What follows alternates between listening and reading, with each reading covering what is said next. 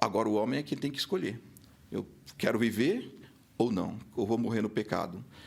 Quando eu era criança, a professora da escola dominical, ela fazia 2 ciclos uma das professoras, né, fazia 2 ciclos no chão e colocava salvação, perdição. Aí falava assim, qual que vocês escolhem? Aí corria todo mundo lá para o ciclo da salvação, ficava todo mundo lá. Simples, é uma forma tão didática e simples. Quer dizer, existe um plano que já está aqui elaborado, existe outro plano que está elaborado também. Você escolhe qual você quer. Se quer a salvação ou quer a perdição.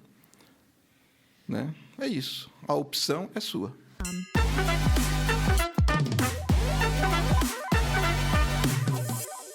Oi, pessoal. A gente está começando mais um episódio. O nome desse episódio é Perguntas Polêmicas, com o nosso pastor Clarismundo. Meu nome é Maísa. Eu sou o Pedro. E eu sou o Vinícius.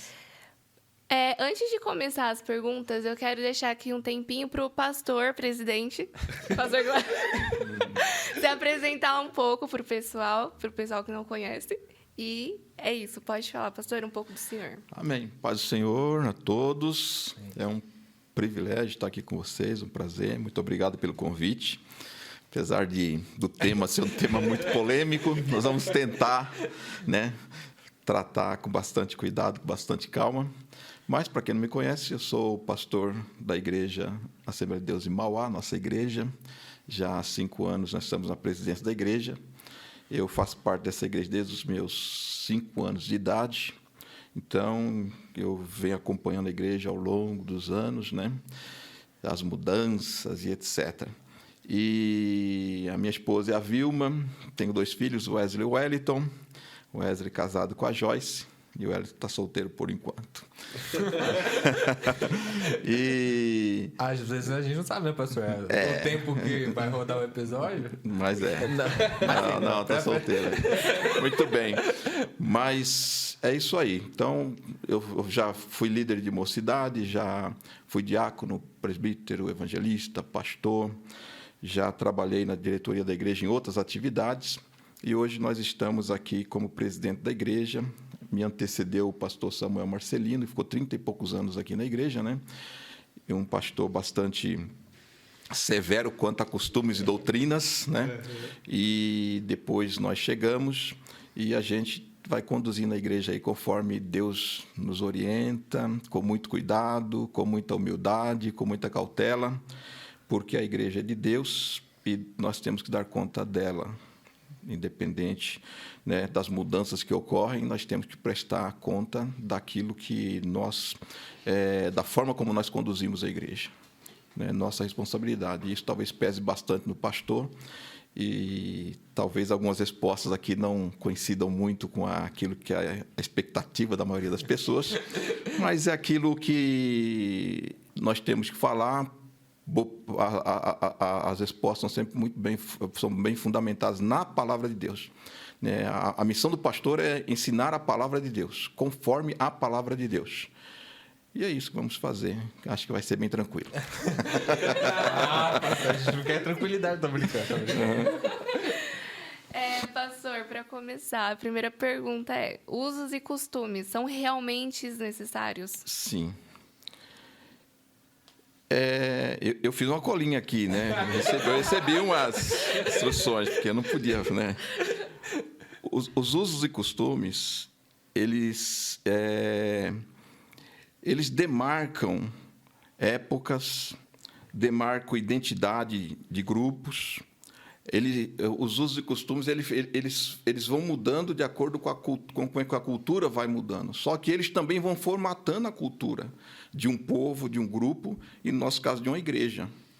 Então, eu sempre digo o seguinte, que os usos e costumes, eles permitam que se crie uma identidade de um grupo, de um povo, né? E também ele harmoniza o relacionamento. Porque quando você está dentro de um grupo que você sabe exatamente como é o costume, como são os usos, como procede.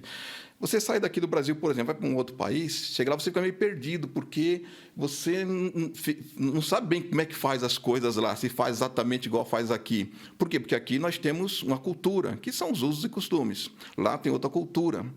Então, esses usos e costumes que a turma tanto fala nas igrejas, eles são importantíssimos e isso acontece em qualquer lugar.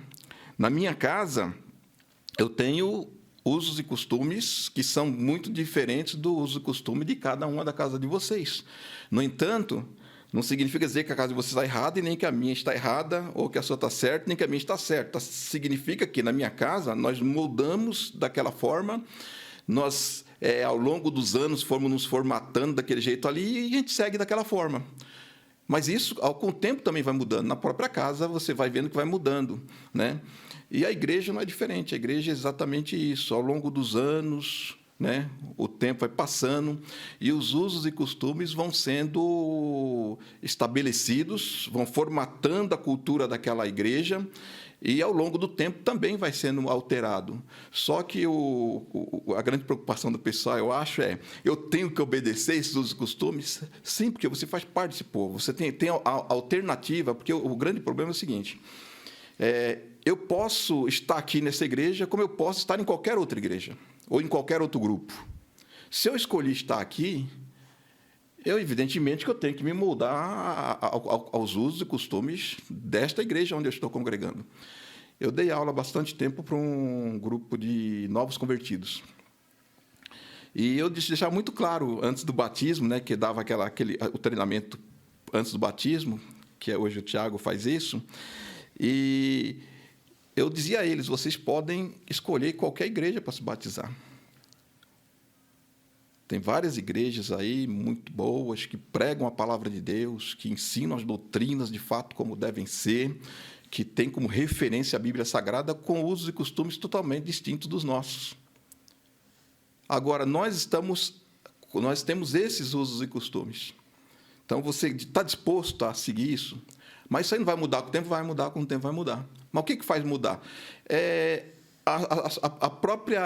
As gerações que vão vindo, né? O relacionamento da igreja, das pessoas com outros grupos, vai alterando ao longo dos anos a cultura. Mas isso aí é feito de forma muito harmônica e muito equilibrada. E esse talvez seja o maior desafio do pastor, ditar o ritmo, né? De forma que isso não se torne um impacto ou alguma coisa tão agressiva para aquelas pessoas tradicionais, porque nós temos que respeitar essas pessoas tradicionais, né? A Bíblia fala sobre honrar pai e mãe, né? Que é o único mandamento com promessa, né? Honra o teu pai e tua mãe para viver bem muitos anos sobre a terra. E depois Jesus fala sobre um mandamento com promessa. Não significa que seu pai vai fazer exatamente o que todos os pais fazem, ou mandam fazer, é diferente um do outro. No entanto, você vai ter que honrar o seu pai.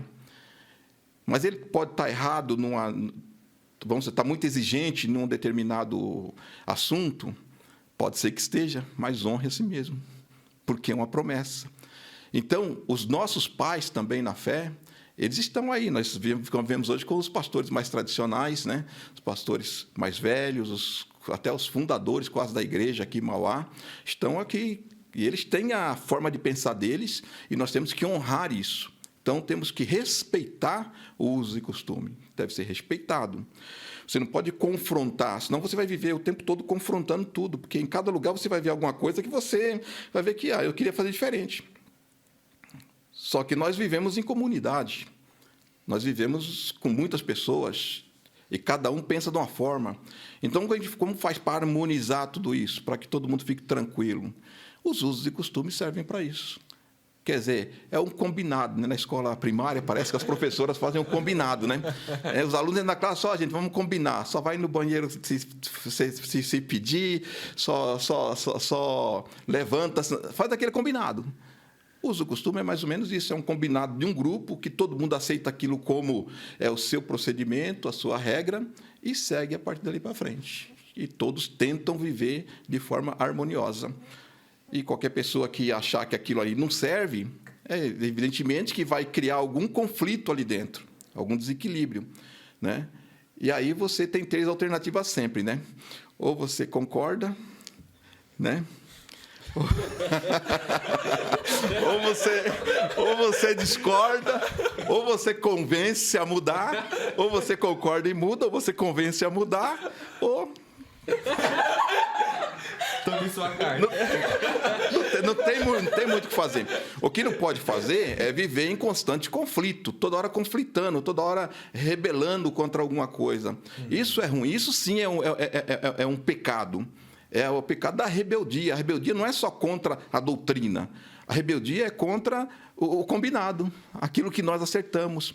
É você não cumprir com a promessa que você fez. A Bíblia fala assim que se você não pode cumprir um voto, é melhor não votar. Então, quando você se batiza, por exemplo, aqui na Assembleia de Deus, por isso que a gente tem um tempo de discipulado para explicar como funciona a igreja e tal. Porque se você concorda, você está fazendo um voto no batismo, porque o batismo é um voto com Deus, com a palavra de Deus, mas também com a igreja onde você está se batizando. Então, isso aí é um voto. Se você depois não cumpre o voto, quem está errado é a igreja? Não. É você. E dentro desse voto está implícito lá os costumes, né? Os usos e costumes, que com o tempo, esse mesmo uso e costume, o grupo vai ajustando ao longo dos anos. E, pastor, assim, só para acrescentar aqui a minha pergunta, então, se uma pessoa ela é disciplinada por esse motivo, por uso e costume, então isso tem uma base bíblica? Sim. Tem, porque o que ocorre é o seguinte, essa questão da disciplina é muito relativa de igreja para igreja, tem igreja que disciplina, tem igreja que disciplina, cada um entende de uma forma. A disciplina, na realidade, é uma chamada de atenção, né, para a pessoa, para chamar, você está errado, ajusta, né? Por quê? Porque você está quebrando um acordo.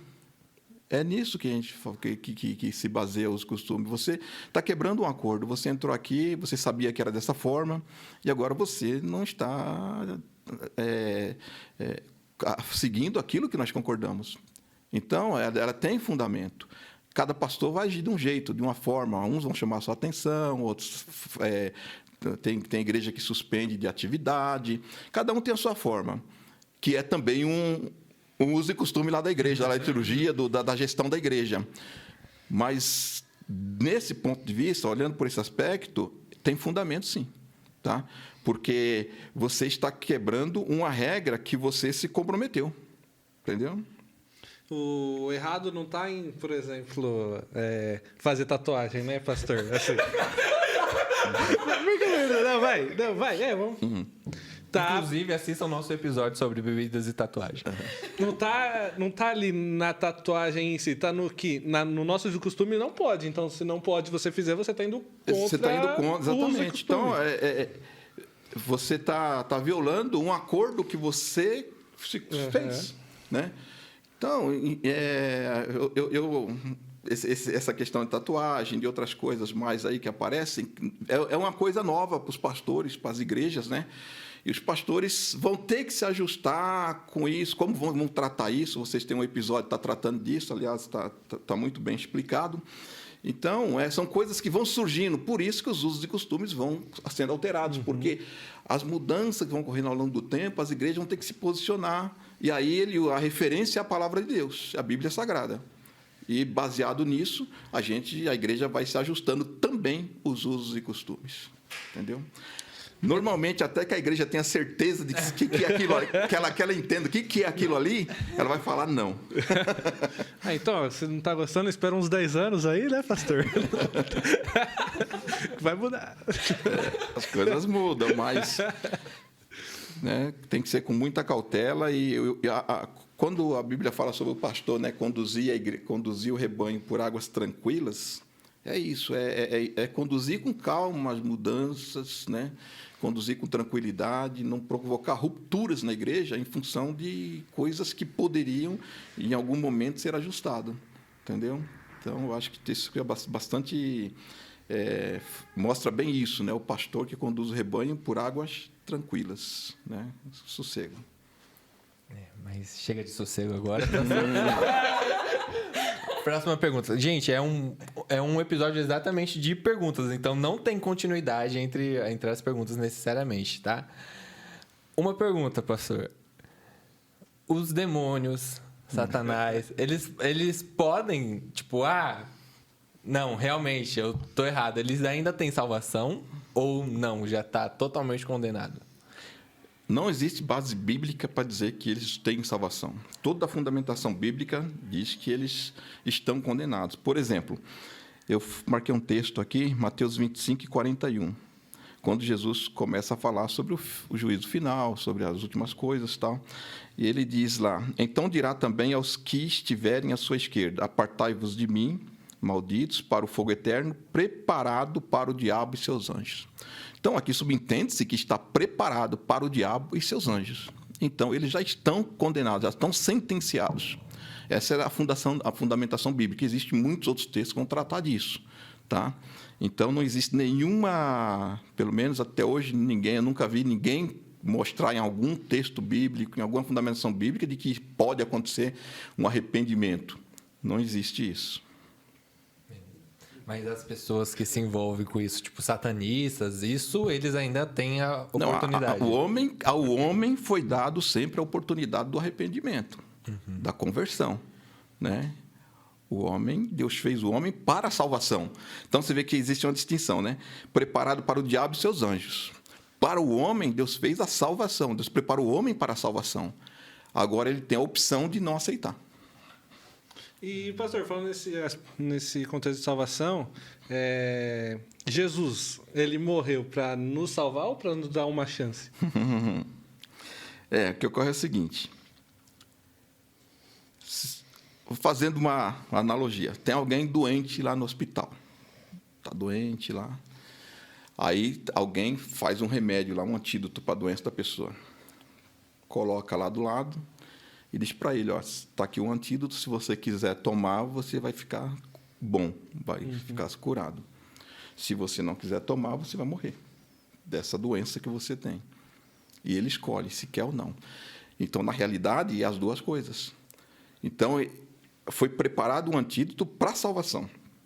Então, lá em João 3,16, diz que Deus amou o mundo de tal maneira que deu o seu Filho unigênito para todo aquele que nele crê, não pereça, mas tenha a vida eterna. Todo aquele que nele crê. Então, a opção é do homem. Entendeu? O plano de salvação existe. O plano de salvação foi feito, está tudo resolvido. Deus já mandou Jesus, já morreu na cruz do Calvário, mandou o Espírito Santo que convence o homem, que fala no coração do homem. Agora o homem é quem tem que escolher. Eu quero viver ou não, ou vou morrer no pecado. Quando eu era criança, a professora da escola dominical, ela fazia 2 ciclos uma das professoras, né, fazia 2 ciclos no chão e colocava salvação, perdição. Aí falava assim: qual que vocês escolhem? Aí corria todo mundo lá para o ciclo da salvação, ficava todo mundo lá.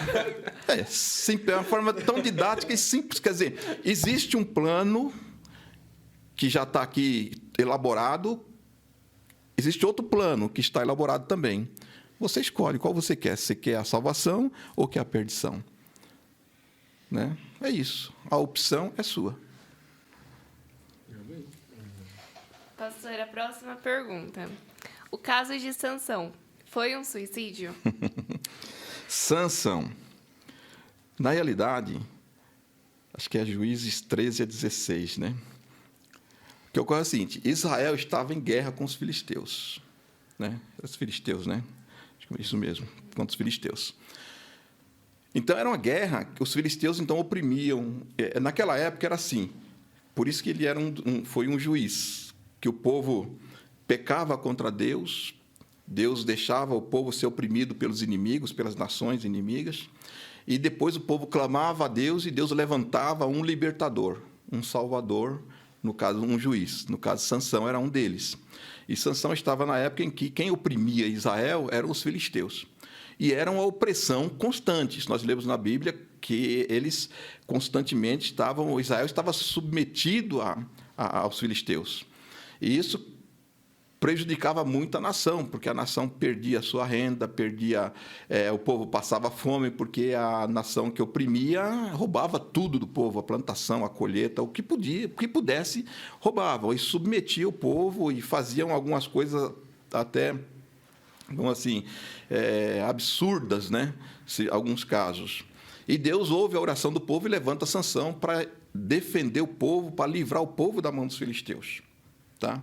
Então, na realidade, ele era como se fosse um general. Ele era um comandante de guerra. Então, a gente tem que considerar que ele estava em uma guerra. Aí ele é um prisioneiro de guerra. Os filisteus, depois que toda a história dele lá, que furaram os olhos dele, levaram ele lá para a cidade dos filisteus, e lá ele foi humilhar, aquele humilhando ele, humilhava a nação de Israel, né? Aí o que aconteceu?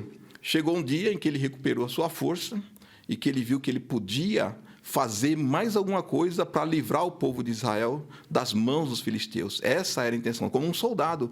Um soldado, ele está sozinho. Tem um batalhão lá. Ele precisa evitar que esse batalhão avance no seu território. Mas ele sabe que ele não tem outra alternativa. Se ele for enfrentar, ele vai morrer. Aí ele tem que optar. Ou ele foge, que aí ele vai ser um covarde, né? Ou ele vai enfrentar e vai ser um herói, porque ele vai fazer uma ação que vai custar a sua vida. Não é um suicídio. Entendeu? Então, é uma ação de guerra, é uma atitude de guerra. E ali ele, então, vê todo o povo, 3.000 pessoas, você reduzir 3.000 pessoas do contingente filisteu, ele vai criar uma vantagem muito grande para os israelitas. Então, é o que ele faz. Ele abraça lá as colunas do templo e 3.000 homens são mortos naquela tudo, só que ele morre junto. Então, não é um suicídio. É uma ação de guerra, vamos dizer assim, né? Uma ação de guerra de um soldado que está numa batalha e que ele tem que impedir o avanço do inimigo, e a alternativa que ele tem é fazer qualquer coisa que ele faça ali sozinho, ele vai perder a vida dele. E, pastor, então, assim, mudando um pouco a pergunta, por exemplo, tá eu e minha família, alguém vai pá, fui lá e meio que me matei para salvar minha família. Isso é um suicídio ou não? Não, mas aí depende de cada caso, tem que ser analisado qual era a situação. Eu já vi casos, tem casos. Entrei na frente da bala do ladrão. Entendeu? Tem casos, por exemplo, tem uns filminhos na internet que eu vi outro dia, muito interessante. Dois animais, não lembro quais eram, aí chega não sei se é um leão ou um leopardo, ele chega para caçar, está caçando lá, né? Aí vê a presa, vai. A mãe, ela vai, entra na frente do filho e ela se entrega. Mas, assim, muito interessante. E aí o leão, o animal lá, o predador, vai, pega ela, leva embora e o filhotinho fica lá. Aí você vê claramente que ela entrou na frente para livrar o filhote dela. Então, é uma ação que tem que ser analisado caso por caso, né? Que foi isso? O que aconteceu? Existe uma história muito interessante, que é bom vocês pesquisar, quem quiser. A história dos judeus de Massada. Se quiser anotar esse nome, pesquisa lá. Quando o exército os romanos invadiram toda aquela região e depois acharam que estava tudo ganho, mas tinha um castelo que Herodes construiu nessa região, num morro. E aí eles se fecharam lá, muito grande o castelo, com todo o mantimento, com tudo. Tinha uma tecnologia assim, para a época assim, fabulosa, como Herodes fez, para manter, porque era um lugar feito para ficar muito tempo fechado ali, isolado e protegido. Só que aí alguns judeus ficaram lá, foram para lá e fecharam, e os romanos indo embora, aí lembraram que alguém avisou que tinha um grupo de judeus lá.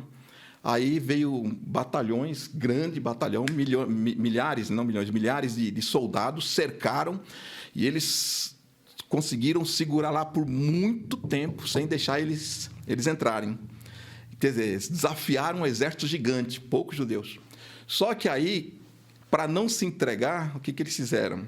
Eles fizeram o que podia ser chamado de suicídio, né? todo o povo que estava lá dentro, as famílias inteiras, todos, quando eles viram que não tinha mais condição, que o exército já estava subindo, começou a derrubar a muralha, aí eles se mataram, uns mataram os outros. Aí os soldados, inclusive, segundo eles fizeram sorteio de quem ia matar quem. Então, quando os soldados romanos entraram, estavam todos mortos lá dentro, não tinha o que fazer. E isso aí foi considerado pelos judeus, que tem um suicídio como algo assim, que eles repudiam, foi considerado como até hoje é considerado como um ato de heroísmo. Então, é uma quebra de paradigma que alguém tem que, se quiser dar uma pesquisada, dar um estudo muito interessante sobre o ou não foi ou não foi um suicídio.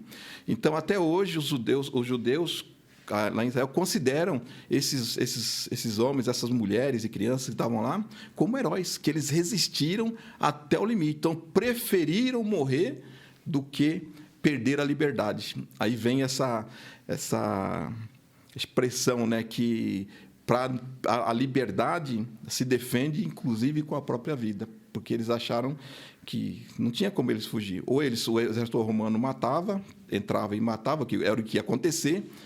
Então, eles fizeram isso. Está certo ou está errado?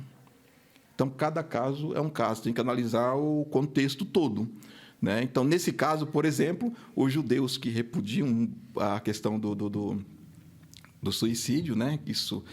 Porque eles são muito... Eles têm a Bíblia Sagrada, o Pentateuco, como, né, regra mesmo, seguem.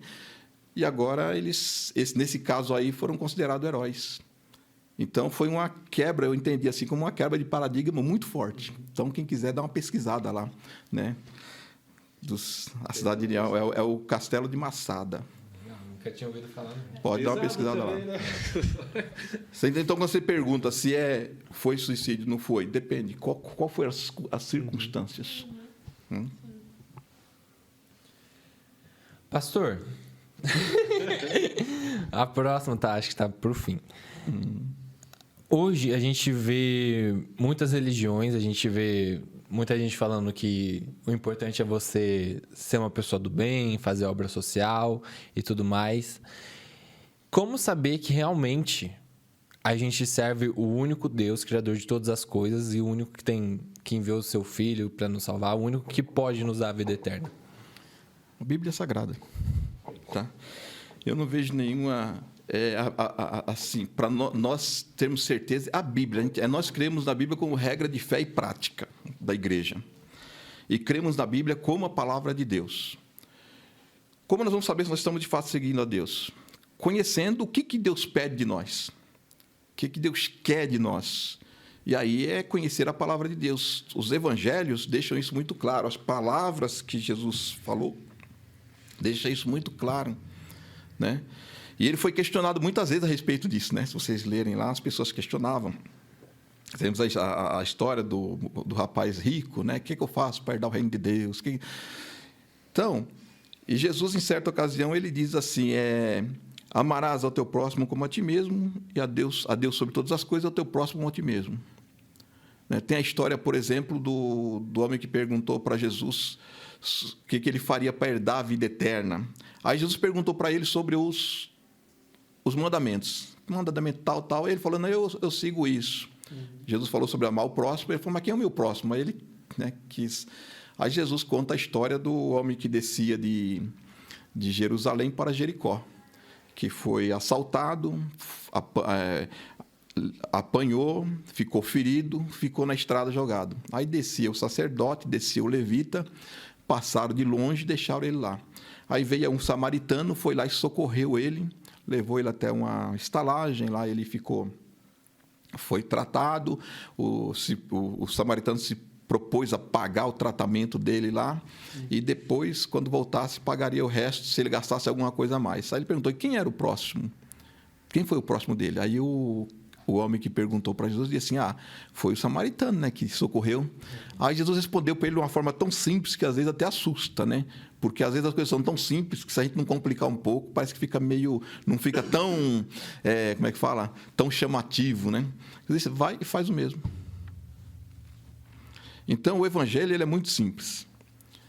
As pessoas, às vezes, procuram saber coisas tão profundas de teologia que deve ser conhecida, mas a prática do Evangelho e a obediência a Deus, saber se nós estamos obedecendo a Deus, é simplesmente seguir o que o Evangelho manda. Falar o que Jesus mandou falar, porque Jesus disse que ele falava as palavras do Pai.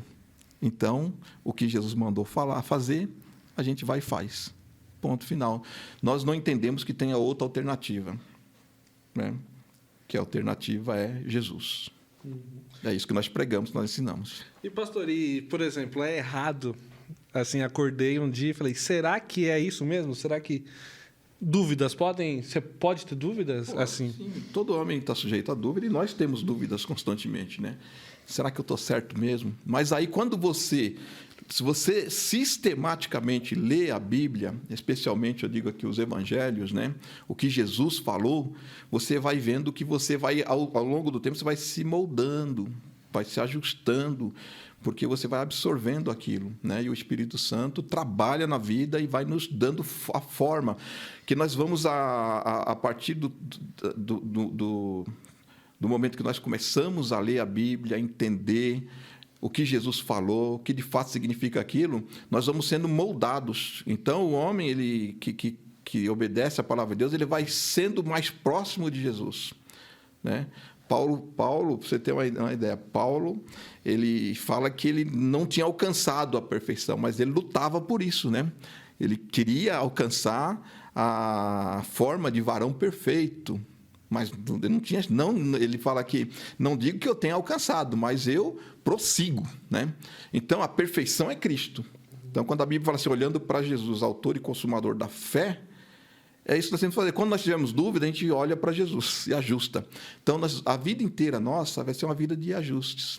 Você sai, ajusta. E as dúvidas vão aparecer, né? Não é porque a pessoa está com dúvida que a pessoa está errada.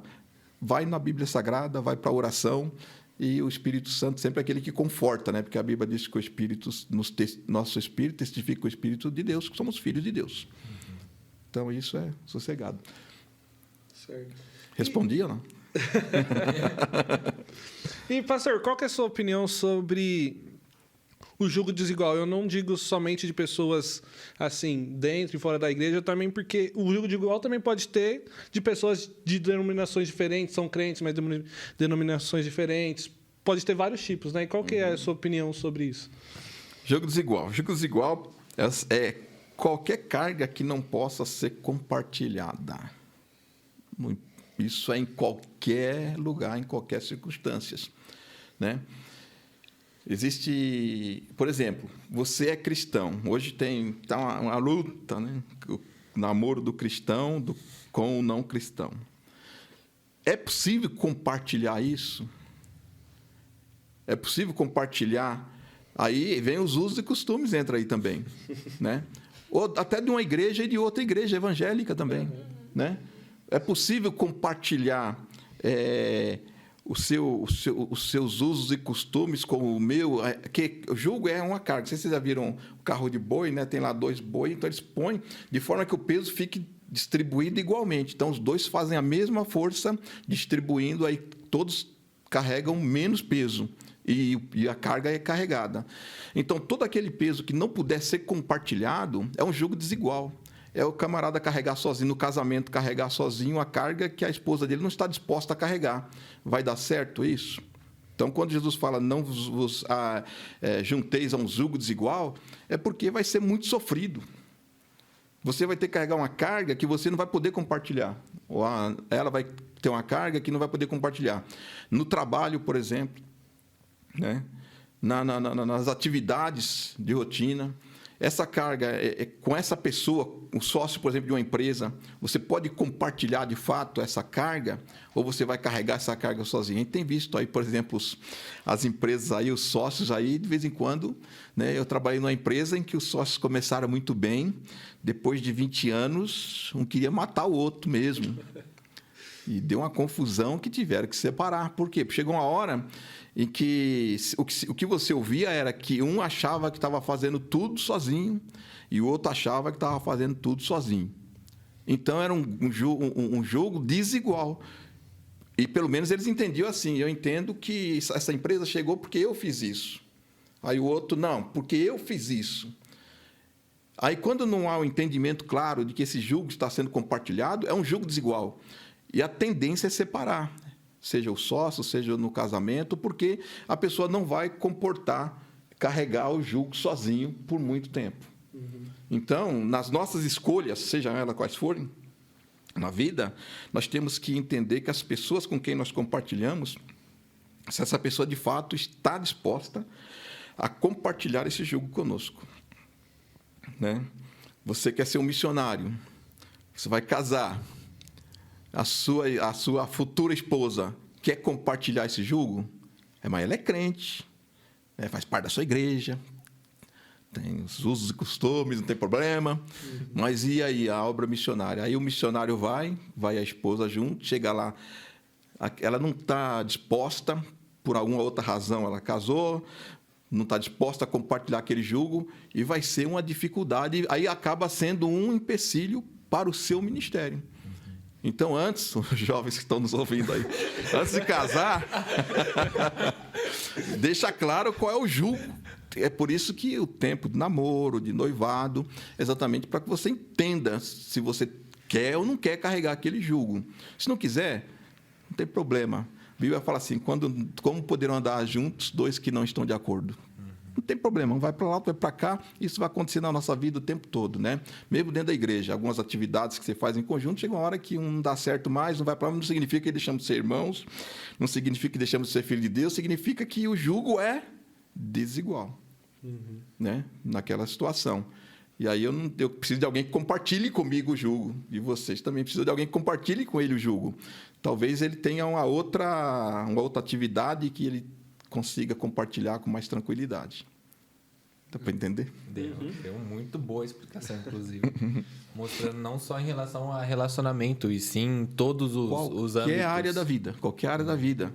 Né? Que às vezes as pessoas fazem essa ligação muito com o crente e o descrente. Né? Que nós falamos também que é um jugo desigual, porque a outra pessoa está disposta a carregar esse jugo seu de crente, né? Ou não. Você está disposto a carregar o jugo dela de não crente? Aí começam os conflitos. E aí esses conflitos vão até onde? Mas não necessariamente, assim, só para... Vai dar errado, né? Tipo, vai ter... Só para fazer um jogo desigual, pastor. Tipo, não é que... Por exemplo, se fosse de igrejas diferentes, não é que seria... Não ia contra os nossos usos e costumes, até porque seria... Mas seria um empecilho. Você vai ter... Né? É o seguinte, é simples comparar. Pega dois... Comparando mesmo com a linguagem que é usada, né? Dois bois, né? O jugo lá. Imagina que toda a carga fica para um só e o outro vai livre. Esse que está carregando a carga sozinho, ele vai sofrer muito mais e ele vai ter muito mais... a energia dele vai acabar muito mais rápido do que o outro. Vai chegar uma hora que não vai conseguir suportar mais. Havia um cansaço, né? O sofrimento, porque você está com um jugo desigual. Então, você pode levar isso aí a vida inteira, mas você poderia estar melhor, mais tranquilo. E, pastor, um cristão, ele pode defender a pena de morte? Isso é um outro negócio complicado. Não, é simples, né?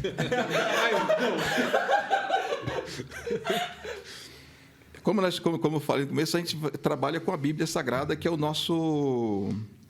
nossa regra de fé e prática, né? Então, a pena de morte, a Bíblia diz que Deus é quem dá e quem tira a vida. O cristão não deve, na minha opinião, tá? Pessoas têm opiniões diferentes, né? A pena de morte, em alguns países, existem por força da lei, etc. Mas o cristão... Porque se nós estamos falando que à medida que nós vamos conhecendo a palavra de Deus, conhecendo a Bíblia, conhecendo o que, de fato, Jesus quer de nós, nós vamos nos aproximando dele, parecendo mais com ele, aí seria um contrassenso dizer que você apoia a pena de morte.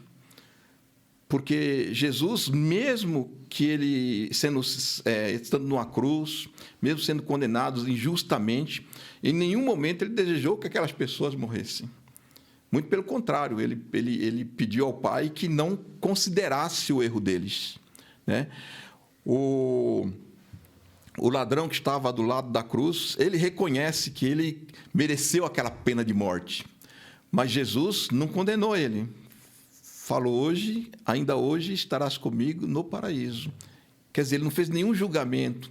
Então, o cristianismo e também, quando você fala amar o seu próximo como a si mesmo, a Deus sobre todas as coisas, e ao seu próximo como a si mesmo, então você tem que se colocar no lugar da pessoa. A pessoa errou. Por força da lei lá, ele está condenado à morte. Se você estivesse no lugar dele, você não acha que você... Puxa vida, mas se eu estivesse no lugar dele, eu me converteria, eu me endireitaria. Como é que você vai saber isso? Então, quando você decreta a pena de morte, você tira todas as possibilidades de arrependimento, tira todas as possibilidades de conversão.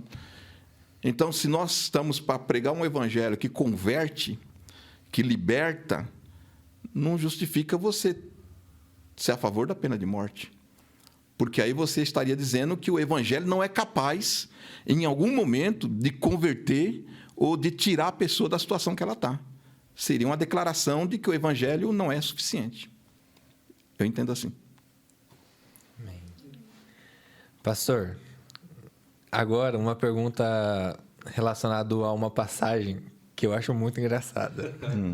Inclusive, não era para o nosso apresentador estar de touca, porque seria ainda mais engraçado. Temos a passagem de Eliseu no caminho, e aí uns adolescentes, né, jovens, zoam Eliseu porque ele é careca. Simplesmente isso. Chama ele de careca. Eliseu fica bravo, não sei, e aí Deus manda 2 ursas, né, e matam todos os jovens. A pergunta é: como ter a certeza que Deus é um Deus maravilhoso, é um Deus bondoso, é um Deus que nos perdoa, que mandou Jesus para nos salvar, deu seu próprio filho, e Deus manda 2 ursas matar uns jovens que estavam zoando o profeta. E, tipo, só chamou eles de careca. Eu entendo Eliseu. Eu não julgo. Então, a correção de Deus, às vezes, ela é individual e, às vezes, ela é coletiva. Tá? E essa história, às vezes, a gente olha assim, alguns não só essa história, como tem outros casos que a gente assusta um pouco, acho que foi muito rigoroso. Né? Mas, às vezes, a correção de Deus ela é didática também. Eliseu estava assumindo a posição de Elias, que ele está voltando do Jordão. Então, Deus coloca ele no lugar de Elias, que era o profeta, que tinha autoridade naquela região, inclusive sobre os reis. Né? Agora, da forma que eu entendo, se aqueles rapazes dessem risada e não acontecesse nada, será que Eliseu teria o mesmo respeito a partir dali que ele teve logo que ele saiu dali? Ou a partir dali ele seria mais motivo de zombaria, mais pessoas estariam zombando? Então, às vezes, Deus toma uma atitude que ela ela é didática para todo mundo que está olhando. Então, aquele fato se espalhou, aí todo mundo, opa, peraí. Porque Eliseu atravessou o Jordão, e provavelmente eles viram isso. Então, eles é homem de Deus. E a Bíblia tem um texto lá em Gálatas 6:7 que diz: Deus não se deixa escarnecer. Então, às vezes, as pessoas, nós temos que tomar muito cuidado, porque Deus tem as suas formas de correção. Um outro caso, por exemplo, Ananias e Safira. Né? Que coisa de... Né? Meu Deus do céu, mas o camarada, só porque ele mentiu lá, ele morreu. Mas só que a igreja, naquele momento, ela estava se formando. Né? E as pessoas começaram, como a igreja cresceu, agora falando de Ananias e Safira, então a igreja vira um palanque, de certa forma, para as pessoas se promover, porque tem muita gente. Então, alguém foi lá, deu tudo, vendeu uma propriedade e deu o dinheiro todo para o apóstolo. Aí, Ananias e Safira viu que lá, foi lá, vendeu, separou um pouco de dinheiro, foi lá e deu uma parte. Mas eles deram uma parte, eles não morreram porque eles não deram tudo, porque as pessoas interpretam errado isso. Eles morreram porque eles mentiram. Porque eles foram lá e quiseram mostrar que deu tudo para se promover diante do povo, né? E, na realidade, não tinha dado tudo. Aí, quando Pedro pergunta para eles, né? Esse é o valor? É esse o valor. Aí, fala, você não mentiu para mim, vocês mentiram para o Espírito Santo. Aí é quando ele morre. Aí vem a mulher dele, era um combinado em casa, né? Aí vem a mulher dele, foi por tanto que vendeu, foi. Morreu também. Aí vocês vão ver no texto. Vocês vão ver nesse ponto, morre junto, né? Aí vocês vão ver que depois dessa ocasião aí aquelas grandes conversões de primeiro 3.000 almas, depois 5.000 almas, aquilo lá dá uma diminuída, porque aí levantou-se um grande temor no meio do povo, porque viram que não era uma brincadeira, não era um ajuntamento de gente que você pode usar como massa de manobra para você se promover, fazer aquilo que você acha que tem que fazer. Está lidando com Deus, está lidando com coisas espirituais. Então, o apóstolo deixa bem claro para ele, se vocês tivessem ficado com dinheiro, não era de vocês? Não precisava? Então, não minta. Né? Então, quando a Bíblia fala que Deus não se deixa escarnecer, é isso. E tem um caso que eu anotei aqui. Eu vou ler, tá? Interessante, é um testemunho.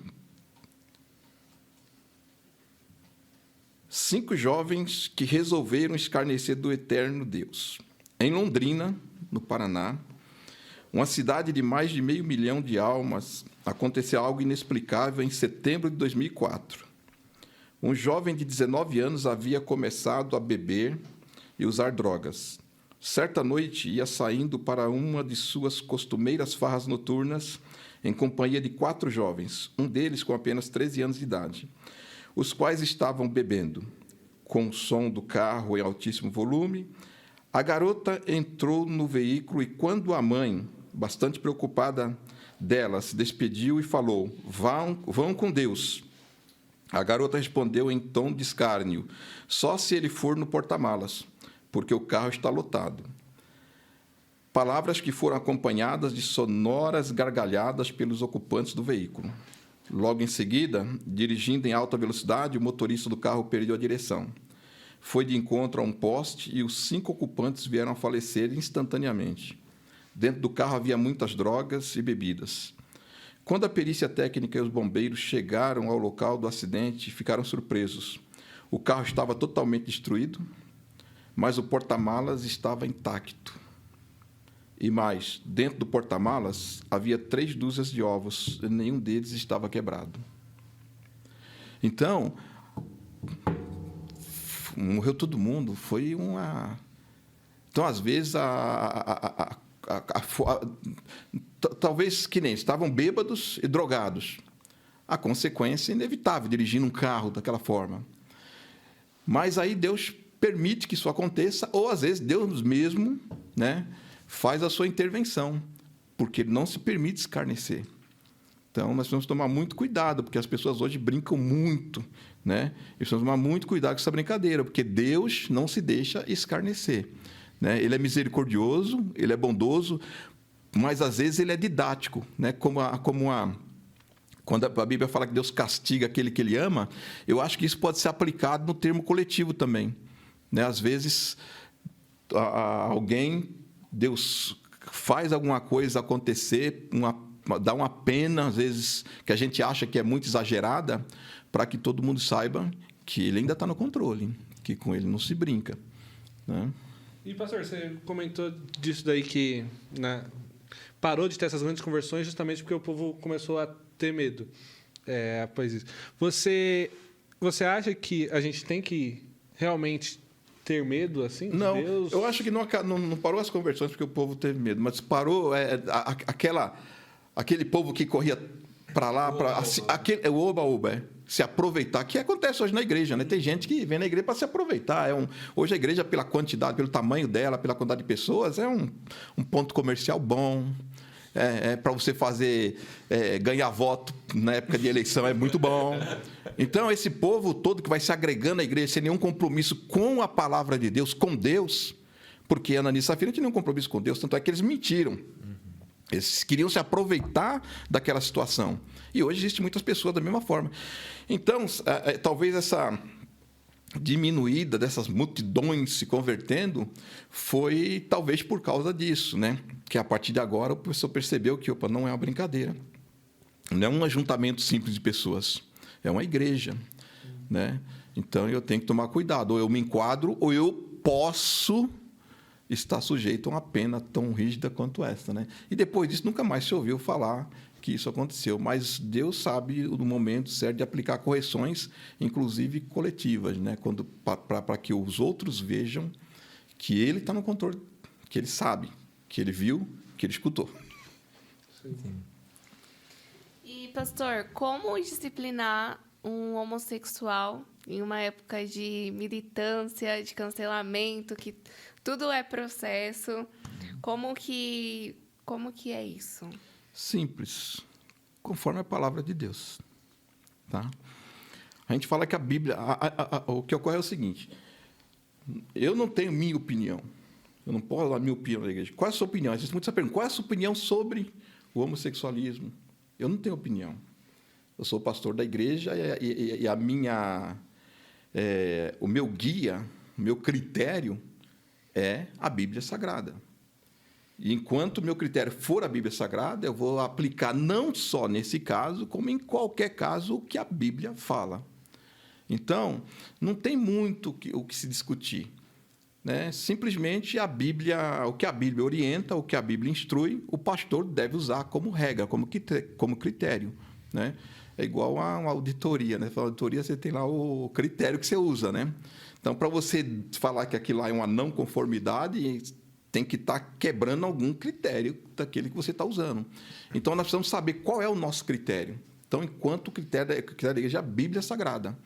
E a Bíblia Sagrada, o que ela condena, ela vai condenar, o pastor simplesmente vai cumprir o que ela manda. A igreja vai cumprir o que ela manda. E qualquer pessoa que saiba que não tem condição de atender esse critério, ele não tem que estar na igreja, porque a igreja ela segue o critério da Bíblia Sagrada. Então, por isso que tem que ficar muito claro para as pessoas que se batizam qual é o nosso critério, o que nós seguimos, né? Qual é a doutrina da igreja, para que todo mundo saiba exatamente, que todo mundo tenha a opção de participar ou não participar, né? Se eu vou num lugar que eu acho que não é adequado para mim, eu não vou. E aí tem, novamente, as 3 alternativas, né? Ou você muda o lugar, ou você se muda, ou não tem outro jeito, tá? É isso, assim que funciona. Isso é em qualquer lugar, aqui não é uma coisa tão rigorosa assim, é em qualquer lugar, né? Você está numa empresa, você não concorda com o pessoal lá decreta que você tem que usar um uniforme azul, você não concorda, você quer um amarelo. Aí ou você convence lá o pessoal de mudar o negócio para o amarelo, ou você usa o que está pedindo, ou você vai embora. É assim que funciona. Então, o critério que a igreja usa é a Bíblia Sagrada. Então, sempre qualquer disciplina que for dada, qualquer instrução, tem que ser baseado no que a Bíblia fala. Se fizermos assim, nunca você tem problema, porque é a Bíblia que fala. Eu ouvi um pregador pregando uma vez que nós somos embaixadores do céu. A Constituição é a Bíblia. O embaixador não fala em nome dele. Então, qualquer embaixador, o embaixador brasileiro que está em qualquer país, ele não tem opinião. A opinião dele é a opinião do país dele. Então, ele fala em nome do país. A opinião dele pode ser, inclusive, às vezes divergente, mas ele tem que falar aquilo que o país determinou para ele falar. Ele é um representante do país lá. Assim como a igreja. A igreja representa o reino de Deus. A sua Constituição é a Bíblia. Então, o critério que ela vai usar para julgar qualquer coisa é a Bíblia Sagrada. E aí, cada um pode fazer o seu próprio julgamento, porque a Bíblia pode ser, qualquer um pode ler, está livre para todo mundo conhecer. Então, a própria pessoa vai olhar e vai falar, eu não me enquadro nisso. E vai, evidentemente, ou mudar, porque é isso que a Bíblia vai mostrar, o Espírito Santo vai trabalhar nisso, né? Apesar de muitas controvérsias, não quero entrar nesse mérito, mas o julgamento é sempre feito pela palavra de Deus. E, pastor, o senhor acha que a igreja está preparada para receber essas pessoas? Assim, a igreja, eu digo, os membros, enfim, tudo. Você acha que a igreja está preparada para receber ou não, atualmente? Se a igreja segue o que a palavra de Deus diz, qualquer pessoa, quando a pessoa se converte na igreja, a igreja ela é aberta para todos. Todos podem entrar a hora que quer, a igreja não tem nenhuma dificuldade. Nunca vi, pelo menos na nossa igreja, nenhuma dificuldade quanto a isso. Mas o que ocorre é o seguinte: todo mundo que vai se batizar, por isso que tem o discipulado. Vai se batizar, vai ser instruído a respeito de tudo isso. E aí a pessoa vai optar, sim ou não, para fazer parte da igreja. E como a igreja é regida pelo que a Bíblia fala, vai ter que seguir o que a Bíblia fala. Pronto, não é uma questão de opinião, não, é uma questão de critério. O critério é a palavra de Deus. Então, agora, vivemos em um mundo que todo mundo sabe que tem todos os preconceitos, depende de cada um acha o que é preconceito, o que não é, mas a igreja ela é uma amostra do que é a sociedade geral também, porque é composta por pessoas da comunidade geral, da cultura geral, né? Então, as mesmas dificuldades que se encontra lá fora, qualquer grupo de pessoas pode encontrar aqui também. Isso aí não tem como, ninguém controla ninguém, nós não somos donos de ninguém, né? Mas, se tratando de igreja, o critério é a Bíblia Sagrada. Agora, todos devem ser amados, devem ser cuidados, devem ser instruídos, né, pela igreja. Esse é o papel da igreja, instruir, ensinar a palavra de Deus. Agora, cada um vai aceitar ou não aceitar, né? Por isso que, quando a gente faz a Santa Ceia, tem um texto lá que diz: portanto, examine-se o homem a si mesmo, e assim faz a escolha dele. Né? Inclusive, a UmaCast fez um episódio sobre isso. Quem quiser acompanhar, acessa lá. Acho que jogar UmaCast no YouTube deve aparecer sobre esse episódio. Mais algumas perguntas? Tem uma. Tem uma que eu achei boa. Pastor, até onde que vai o limite do humor, tá brincando? De como que eu não sei como não idolatria, assim. De honrar. Isso, até onde vai o limite de honra que eu devo dar a um pastor para não virar quase que uma idolatria ao meu pastor, sabe? Tá. Bom, tem a questão de honra e idolatria, são duas coisas distintas. Honra é o reconhecimento do serviço ou da autoridade, né? Você honra o seu pai porque ele é uma autoridade sobre a sua vida. E também pelo serviço, né? Porque, de qualquer forma, o cuidado dele foi um serviço prestado, né? Para você seja o que você é hoje. Então, você tem que honrar isso. Entendeu? E a idolatria é você aplicar à pessoa a qualidade de divino, de divindade, que não devemos aplicar a ninguém. Nem pessoa, nem animal, nem objeto, porque tem gente que idolatra animal, idolatra objeto, idolatra qualquer coisa que você atribui qualidade divina àquela pessoa, ou aquele objeto, ou aquele animal, você está idolatrando. A honra é o reconhecimento de serviço, né? É o reconhecimento do trabalho, é o reconhecimento da autoridade. Então, por exemplo, se uma pessoa de idade, quando eu encontro uma pessoa de idade, como eu trato uma pessoa de idade? Eu trato com honra pelo serviço, pela autoridade que ela tem sobre mim. Então, isso é honra. E a Bíblia manda a quem honra, honra, né? Uma autoridade, por exemplo, às vezes você tem uma autoridade no município, no estado, no país, que não tem nada a ver com a igreja, mas ele é uma autoridade, né, pública. E ele merece honra pelo cargo que ele tem. Né? Se você concorda com ele ou não, é outro caso. Mas, como uma autoridade, ele merece honra. Então, dá honra a quem tem honra, a quem merece honra. Na igreja, talvez a pergunta tenha sido formulada por isso, né? Vai dar um presente para o pastor, vai fazer o aniversário do pastor. Então, isso aí, às vezes, para o pastor, às vezes o pastor fica até meio constrangido, mas você rejeitar a honra também pode ser interpretado como uma falta de humildade, né? É como alguém chega para você e vai entregar um presente e você fala, não quero esse presente. Será que você não quer porque você acha que não merece ou porque você acha que eu não mereço te dar um presente? Então, é um negócio muito complexo. Então, o que as pessoas têm que fazer? Tem que entender que o pastor, aqui como citou o caso do pastor, ele é um homem com todas as falhas que qualquer homem tem, que presta um serviço para a igreja. E se a igreja e as pessoas sentem que ele merece honra, como não só o pastor, como qualquer outra pessoa na igreja, uma pessoa que faz limpeza na igreja, às vezes você olha a igreja tudo limpinho, arrumadinho, que a pessoa merece honra, porque é o reconhecimento do trabalho dela. E tem o reconhecimento do trabalho do pastor também, e do trabalho de qualquer pessoa. O coral, os grupos, né? Os grupos fazem muito festa, aniversário, essas coisas, para honrar aquela pessoa. Não pode idolatrar. Quando tem lugar por aí, por exemplo, que quando o pastor entra na igreja, para o culto. Para o culto, todo mundo levanta, o pastor chegou. Isso, na minha opinião, é uma idolatria, porque nós estamos interrompendo um serviço a Deus, que é a adoração, para uma pessoa chegar, e aí aquela honra passa a ser superior à adoração.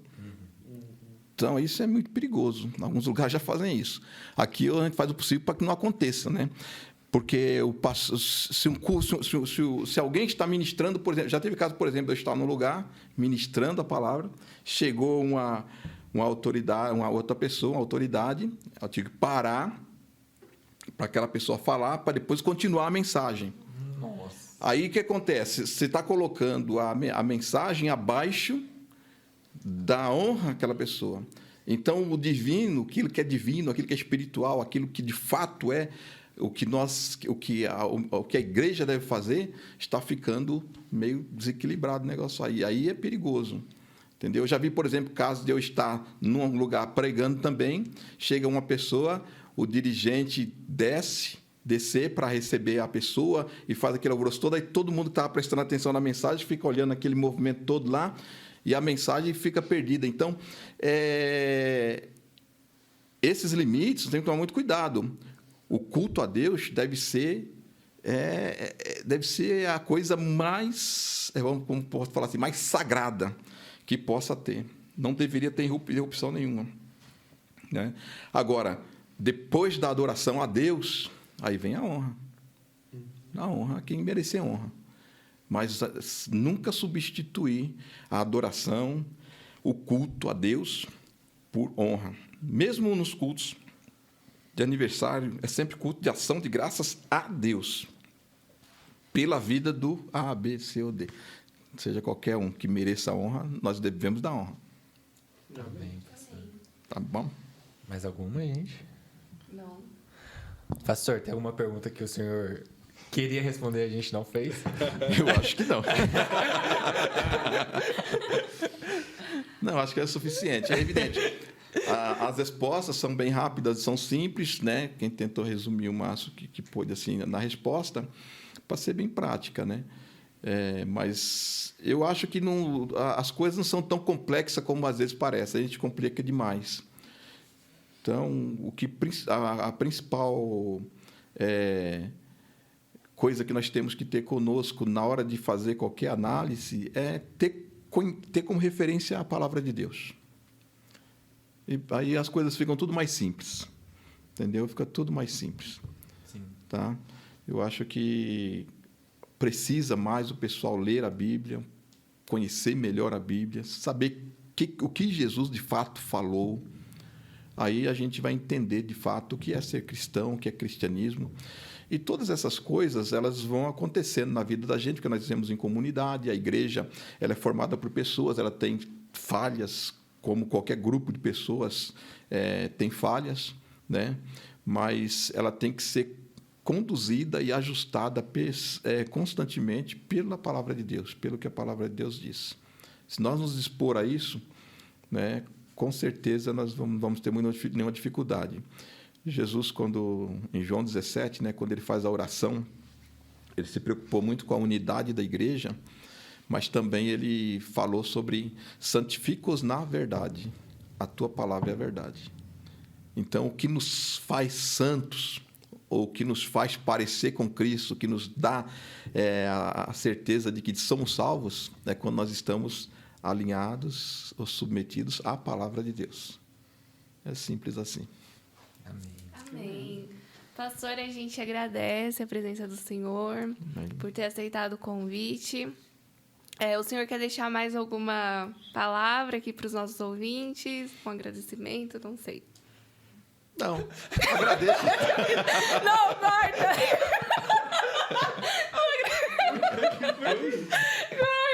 Porque eu falei um agradecimento. A gente que é grato pela presença dele. Por que ele ia agradecer? Não, mas eu meu pai e minha mãe. Mas pro meu pai e minha mãe. Mas o que eu queria deixar aqui é assim, um agradecimento geral, né? Pastor, desculpa. Não, tá certo. Um agradecimento geral para... Eu falei não assim porque... No ímpeto. Não, foi muito bom. Não, mas deixa eu deixar uma coisa clara. Pastor, eu fiquei traumatizada desde o episódio da Vilma. Quando eu falei do voto. Todo mundo olhou assim pra mim, porque eles entenderam foto. Não, você falou foto. Não, gente, foi voto. Foi voto, Dani. Mas enfim, eu fiquei traumatizada. Mas tá tranquilo.